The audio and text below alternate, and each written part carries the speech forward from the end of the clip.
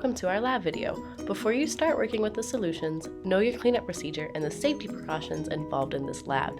Everything can go down the sink. However, if you spill some of the solutions on yourself, wash the affected area thoroughly. Wash it. Yeah. Also, make sure you're always wearing your goggles.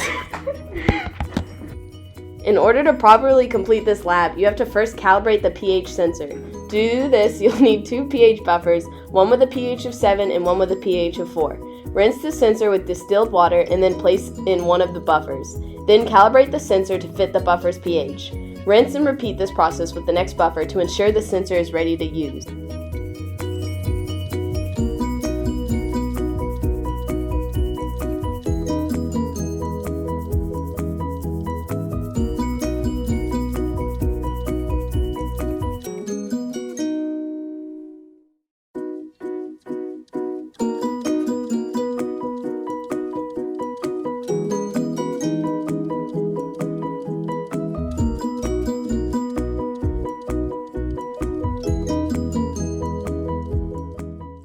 Once you have the pH sensor calibrated, you can use said sensor to find the pH of some common solutions given to you by your TAs.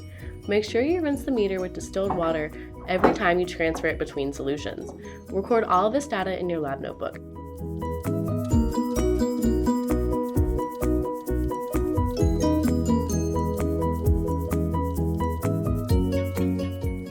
Here, you can see all the data we recorded in our lab notebooks.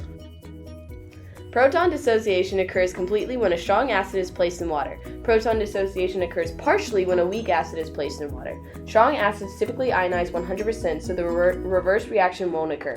Weak acids reach an equilibrium because the reverse reaction will occur. This can be seen in the equation HA plus H2O, arrow going one way, arrow going the other way, H3O plus A minus. Le Chatelier's principle can be used when determining how to minimize the effect of a reaction reaching equilibrium. Pressure or temperature can be changed to shift equilibrium. Within this lab, we use a pH buffer twice, once for calibration and the other that we make. A buffer is a solution that contains a weak acid and its conjugate base, or a weak base and its conjugate acid. Buffers are designed to neutralize any added acid or base in order to minimize the change in pH. If either a strong acid or base is added to the solution, the molecules present in a buffer will consume the addition, meaning the pH will change minimally, if at all.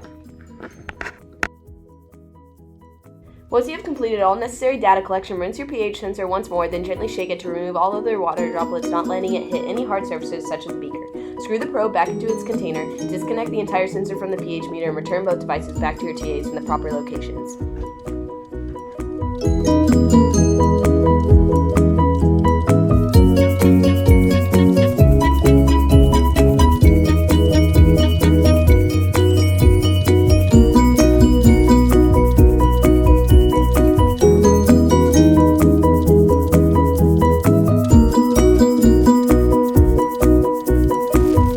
Dedicate this video to Sargon and Douglas.